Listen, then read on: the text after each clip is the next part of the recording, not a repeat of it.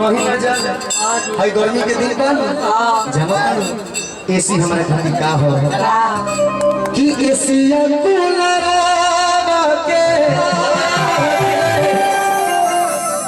अरे हवा तीत बा एसी कूलर के हवा तीत बा काहे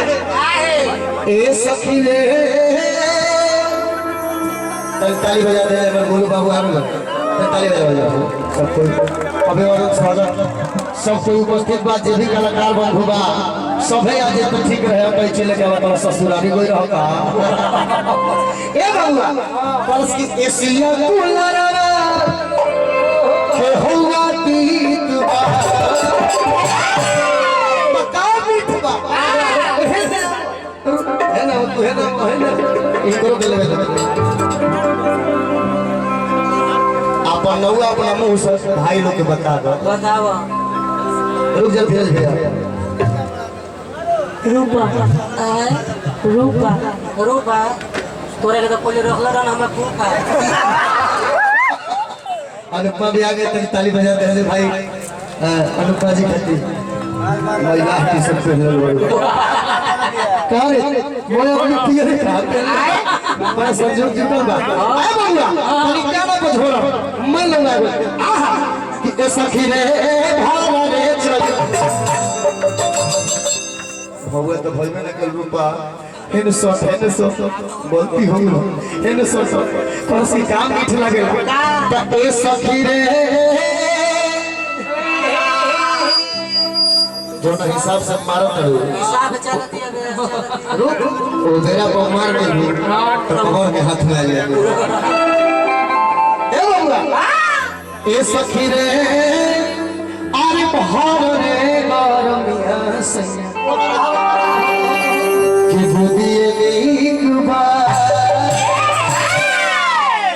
या होके वाला बा हेने मत मारो हां मारे के बता हेने हां जी मारे के बता बिहार पर आ रहा कम बात बाबूआ तेरे मारो ए सखी रे बहार रे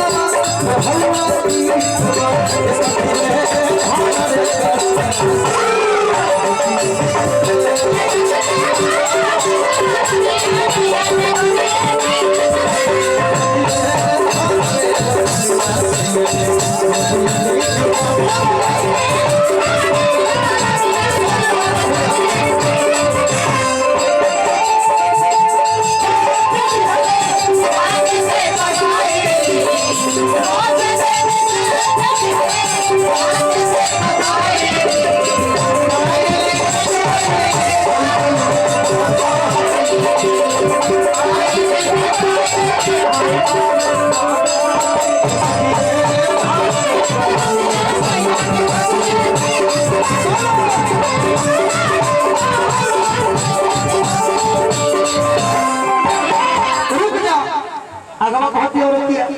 जानते हो का कि सैया जी हमारा रात हमरा से दूर हो रहे लेकिन जैसा ही भोर होला जैसा ही 4 बजे जब देह में लस्सी आई तो गोते